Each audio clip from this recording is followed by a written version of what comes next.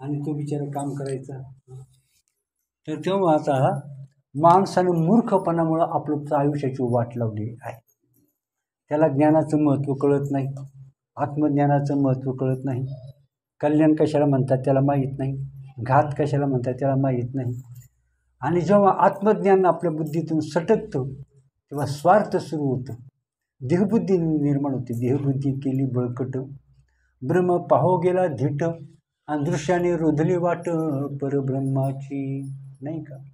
आणि म्हणून काय आहे तर मग आत्मज्ञानापासून बुद्धी, स्वरूपापासून बुद्धी सटकली का ते काय करते, विषयाकडे जाते, बहिर्मुख होते. त्याला गाडगी मडकी लय आवडतात, पैसा लय आवडतो, मुलं बाळ लेकरं सुना लय आवडतात, आणि तिथं तो स्वतःला गाडून घेतो. मग सांगितलं, माता पिता बंधू बहिणी कोणी न पर्वती निर्वाणी, इष्टमित्र स्वजन सखे हे तो सुखाची मांडणी, एकला मी दुःख भोगी कुंभपाक जाचणी, तेथे कोणी सोडविना एका सद्गुरू वाचुनी. आपण जेव्हा त्या नरकामध्ये दुःख भोगू तेव्हा येतील का आपल्याकडं? आत्ताच येणार नाही आहेत. आता थोडीशी आणखी 4-6 वर्ष जाऊ द्या, लांबून भाकरी फेकून देतील, जवळ सहज कोणी देणार नाही भाकरी. भाकरी फेकून देतील भाकरी. नाही आमचं नाही तसं. अहो तसंच आहे, लय त्याच्यापेक्षा जगापेक्षा तुमचं लय बेकारी, हे पहिलं लक्षामध्ये ठेवायचं. आणि म्हणून माणसाच्या मूर्खपणामुळे तो भयंकर दुःख बघतो. कशा करता मूर्खपणा करतो? स्वार्थ करतो, प्रचंड स्वार्थ, मरणाचा स्वार्थ.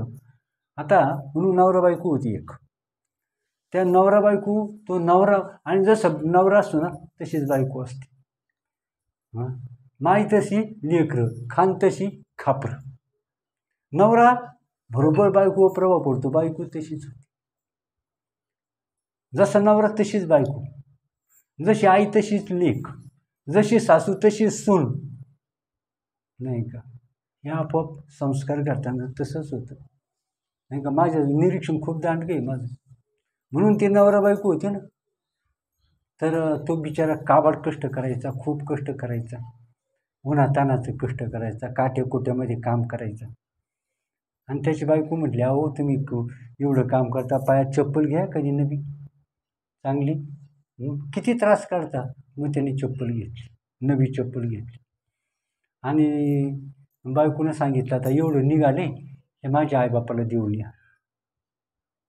काय शेतामध्ये निघलं असं, कांदे बटाटे काय निघले असतील, ते म्हणजे माझ्या आईला देऊन या. आई होती जवळजवळ किती 6-7 मैल लांब, म्हणजे 10-12 किलोमीटर तिचे आईबापाचं घर. म्हणजे जर त्यांना देऊन या, नाही का, आईबापाला. आणि एकदा लग्न झालं का सगळं सासूरवाडीची सत्ता असते. लग्न झालं का त्या कुटुंबावर सत्ता कोणाची असते? सासूरवाडीची सत्ता असते, बरं का. मग आपली सत्ता नसते, मग सत्ता कोणाची असते? तर निघाला तो. आता नव्या 4 चपला घेतले होते, नाही का, त्या चपला पायात घालून निघाला. सासूरवाडी ते गठुडी घेतलं, सासूरवाडीला तो चालला. मला तर एवढ्या नव्या चपला आहेत, 7 मला 10 किलोमीटर जायचं, ह्या चपला किती झिजतील म्हटलं, नाही का. म्हणून त्याने काय केलं, त्या चपला काढून घेतल्या, त्या चपला डोक्यावर घेतल्या. चपला काय झिजतील ना, चपला डोक्यावर घेतल्या आणि बिन चप्पल तर चालू लागला. पण तेवढ्या चालता चालता त्याच्या लक्षात आलं, आपण येताना देवाच्या पुढे दिवा लावला, आणि तो दिवा आता ती बायको तशीच ठेवून, ती विजवायची नाही, आणि त्यामुळे सगळं तेल वाया जाईल. म्हणून मागं आला. कशा करता? बायको म्हटलं आपली अशी बावळट आहे की तो दिवा तसाच ठेव, देवाचा दिवा लावला, 5 मिनिट ठेवायचा आणि विजवायचा, देवाला निवद दाखवला, बस. म्हटलं ती काय करीन, दिवा तसाच ठेवीन, बावळट, तिला काही कळत नाही, फार वाटोळ केलं तिनं, मी म्हणून बरं आहे, नाही का. आणि म्हणून म्हटलं तो दिवा विजवण्याकरता आला मागं, 2 किलोमीटर मागं आला घरी पुन्हा. आणि घरी आल्यावर तिला म्हणतो, अरे तो दिवा विजवला? हा म्हटली, मग विजवला म्हटली. मग तो म्हणतो, मग दिवा विजवताना काय झालं असन तर ते तेवढं तेल जळालं नसेल का जास्त? ती म्हणून मी तुमची बायको आहे, मी का साधी आहे का? मी असं नाही दिवा विजवला, असं बोटाने दाबला आणि तो दिवा विजवला. दिवा कसा विजवला? बोटानं दाबून दिवा विजवला. म्हणजे नवरा बिन चप्पलचा चालला आणि हिने दिवा कसा विजवला? बोटाने दाबून, नाही का, दिवा विजवला. हे असे कशा करता स्वार्थी? देव संत काय करतात तर धर्माची स्थापना करतात. संत काय करतात तर धर्माचं पालन करतात, नाही का. आणि आपल्याला दोन्ही जमत नाही म्हणून आपण काय करतो? संसारात अडकतो, नाही का. आणि सुखदुःखाची फळं भोगतो. पाप पुण्य करतो, सुखदुःखाची फळं भोगतो. देवाच्या याच्यातही मोडत नाही, संतांच्या याच्यातही मोडत नाही. ज्या देवानं धर्माची स्थापना केली, संतांनी देवाचं पालन करायचं ठरवलं, आपण त्या दोन्हीकडे पाठ फिरवतो. चांगलं आहे काही.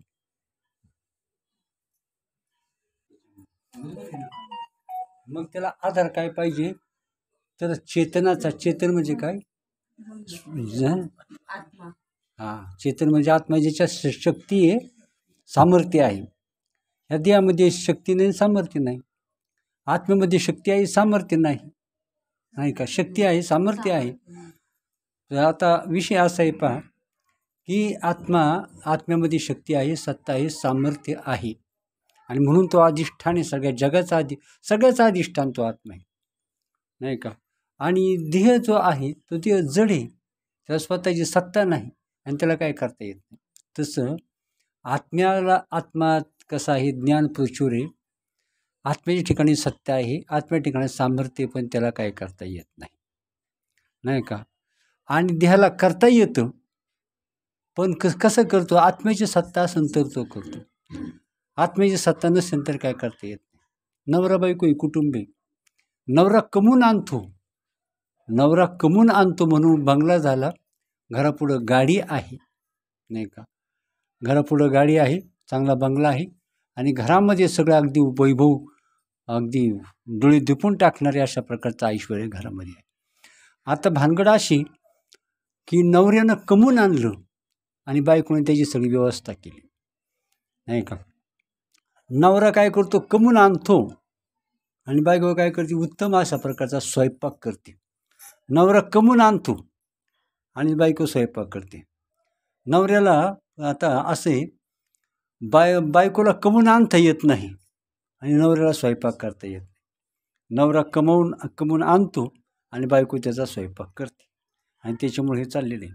अजून सांगतो पहा, एक आंधळा आणि एक पांगळा होता. आंधळा आणि पांगळा होता. तर प्रकार असा झाला की त्यांना काय करायचं होतं, तर दोघांनाही एका गावाला जायचं होतं.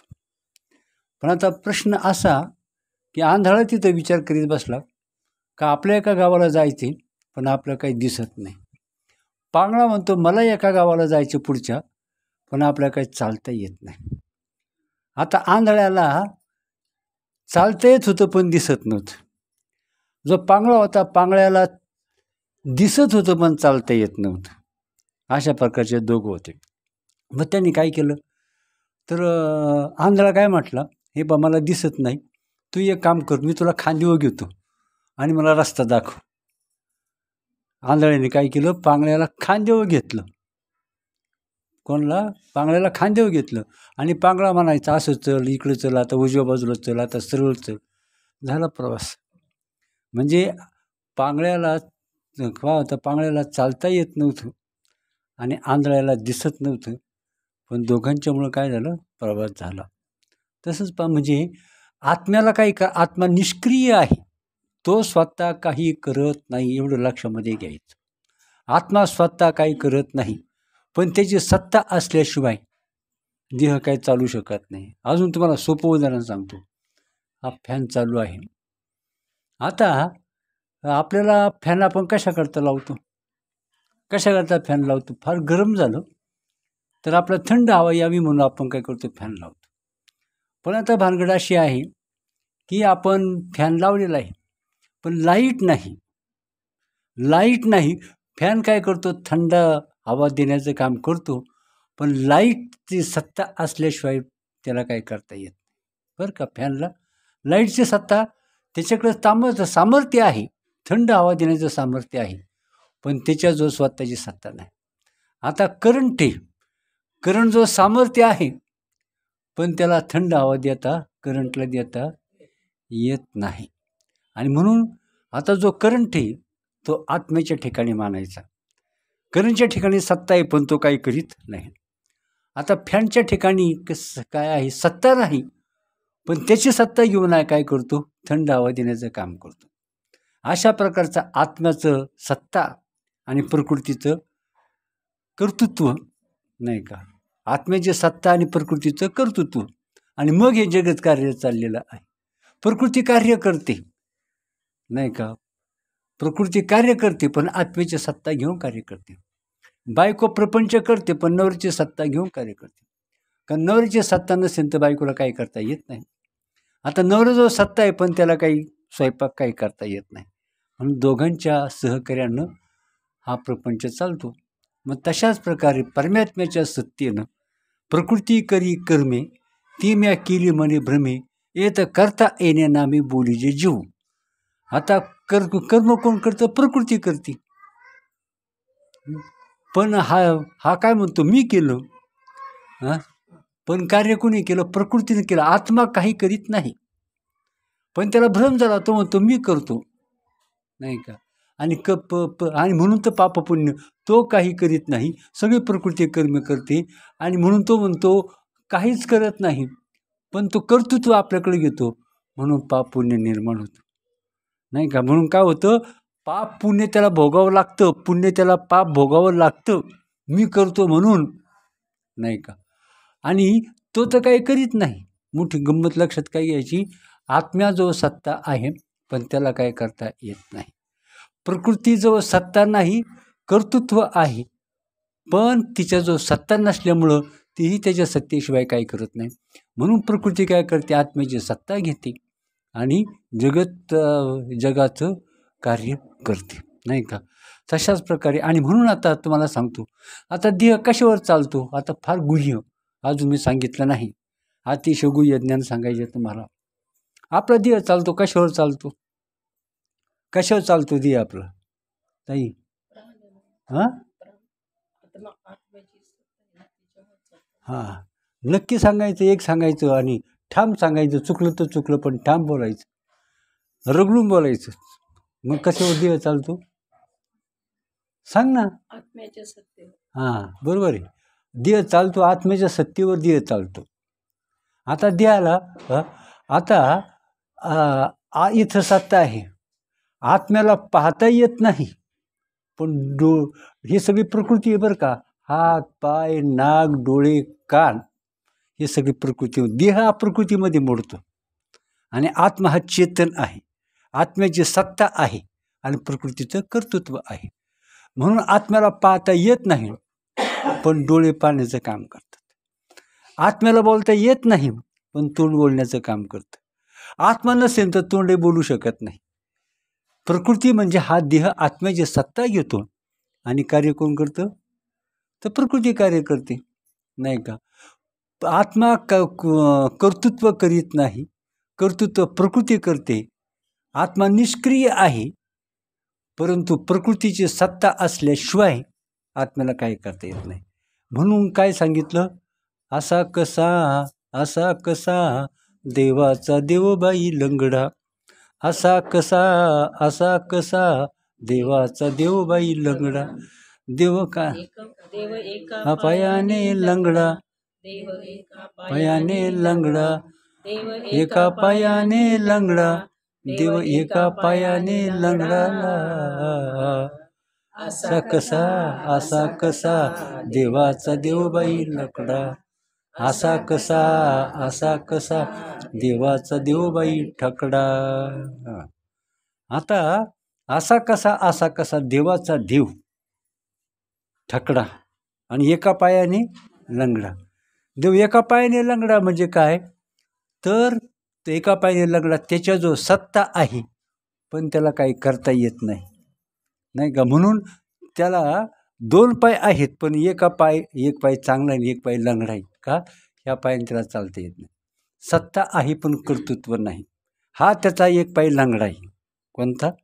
लंगडा. देवाचा एक पाय लंगडा कोणता, त्याला काही करता येत नाही, हा पाय त्याचा लांगडा आहे, नाही का. मग अशा प्रकारचं. मग आता आपला देह कशावर चालतो विचारलं, आत्मसत्तेवर देह चालतो, आत्म्यावर. मग आता माणूस मेल्यावर आत्मा असतो का नसतो? माणूस झोपल्यावर आत्मा असतो का नसतो? मग माणूस झोपल्यावर काय करतो का? झोपल्यावर काय करतो का? नाही काय करीत. त्याचा प्राण गेलो काय करतो का? मग मेलेल्या माणसामध्ये आत्मा असतो का नसतो? असतो. मग तो काना काय करीत? तो बोलत का, चालत का नाही? त्याला इंद्रिय पण असतात, हात असतात, डोळे असतात, पाय असतात, कान असतात मेलेल्या माणसामध्ये, आणि आत्मा पण असतो. मग तो हालचाल का नाही करीत, व्यवहार का नाही करीत माणूस? का नाही करीत सांगा ना. आता हे आपल्या सांगतायला पाहिजे. माणूस मरतो म्हणजे काय होतं? माणूस मरतो म्हणजे काय होतं? जीव जातो म्हणजे काय? बरोबर आहे. त्याचा सूक्ष्म देह, आणि तो सूक्ष्म, तो काय करतो, ते चैतन्य सूक्ष्म देह आणि इंद्रिय घेऊन बाहेर पडतं आणि दुसऱ्या शरीरात प्रवेश करतं. सगळ्या देहाची कर्म आपण जसं ह्या घरात राहतो, भाड्याच्या घरात राहतो, पण आपल्याला काय करायचं आहे? खाली करा घर भाड्याचे, खाली करा घर भाड्याचे, नोटीस आले घर मालकाची. हे भाड्याचं घर आहे, हे आपण त्याचे मालक झालोय, नाही का. मग काय आहे? खाली करा घर भाड्याची, नोटीस आली घर. हे आपले आहे का? हे भाड्याचं घर आहे. आणि भाड्याचं घर काय झालं तर शेवटी काही आपण भाड्यानं घर घेतो, 1 वर्षाचा करार करतो ना, काही 5 वर्षाचा करार करतात, काय असेल 1 वर्षाचा करार करतात. आपण काही वर्षाच्या करारानं हे घर भाड्यानं घेतलेलं आहे. आता करार संपल्यावर ते घर खाली करून द्यावा का नाही? करार संपल्यावर घर खाली करून द्यावा का नाही? तो देतच नाही. मग शेवटी नोटीस येतं, घर खाली करा, नाहीतर तुम्हाला काय करावं लागेल, तर तुम्हाला म्हणजे याची शिक्षा भोगावी लागेल, नाही का. तसं नोटीस आलं की आपलं घर खाली करावं लागतं. मग माणूस मरतो म्हणजे काय होतं? त्याचा सूक्ष्म देह म्हणजे लिंगदेह आणि तो प्राण, इंद्रिय ही बाहेर पडतात आणि दुसऱ्या शरीरामध्ये. भाड्याचं आपण घर काय करतो? खाली करताना माणूस सगळं घर ट्रक करतो, टेम्पो करतो, आणि सगळं सामान काय करतो? गाडीमध्ये टाकतो आणि दुसऱ्या घरामध्ये राहायला जातो. तसं हे घर खाली करताना ह्यातलं सगळं जे काय आहे आपलं मटेरियल सगळं आहे, पाप पुण्य, काही चांगलं केलं असेल, काही कर्तृत्व केलं असेल, काही नामस्मरण केलं असेल, काही नाही ते उद्योग केले असतील, हे सगळं घेतो तो. हे गबाळ, बरोबर आहे. हे सगळं गबाळ घेतो दुसऱ्या शरीरात प्रवेश करतो, नाही का. कशा करता? जसं पाप पुण्य असेल तसं त्याला ते दुसरे शरीर मिळतं. खूप पुण्य असेल तर देवाची शरीरं मिळतात, जास्त पाप असेल तर त्याला पशूंची शरीरं त्याला मिळतात. आता आपल्याला कळलं ना. आतापर्यंत माहीत नव्हतं, पण केले कर्म फळ भोगवी बांधून या. काय आहे? कर्म, आणि कर्म होतच आहे, आणि आपण चांगलं कर्म करतो असं नाही. हे बुद्धी आहे, हे मन आहे, हे का चांगलं कर्म करतं का? काय काय उद्योग करतं ते, काय काय उद्योग करतं, आणि म्हणून 84 लक्ष योनी भोगलं तरी ते कर्म संपत नाही. कोट्यवधी कर्म भोगली तरी ते कर्म संपत नाही, आणि म्हणून मुक्ती मिळत नाही, म्हणून ब्रह्मपद मिळत नाही, नाही का. मग काय सांगायचं आहे? आत्म्याच्या सत्तेशिवाय हा देह चालू शकत नाही. आणि पुढं आता मग हा देह आत्म कशावर चालतो? आत्मसत्तेवर आत्मा तर असतोच, परंतु तो जो चिदाभास आहे, नाही का, चिदाभास सगळं कार्य करतो, आणि तोच मी म्हणतो. मी जो म्हणतो तो चिदाभास, नाही का. मी म्हणतो तो चिदाभास नको, तर मी नको नाही, नको. तो चिदाभास काय म्हणतो? हे माझं घर आहे, हा मी आमका आहे, माझं असं झालं, माझं तसं झालं. आणि मग तो काय करतो? नाही, ते अनेक प्रकारचे उद्योग करतो चिदाभास. पाप पुण्य चिदाभास करतो, म्हणजे मी दोन मी आहेत. एक शुद्ध मी आहे, तो म्हणतो मी ब्रह्म आहे. दुसरा अशुद्ध मी आहे, तो म्हणतो मी हा देह आहे. त्याला चिदाभास म्हणतात.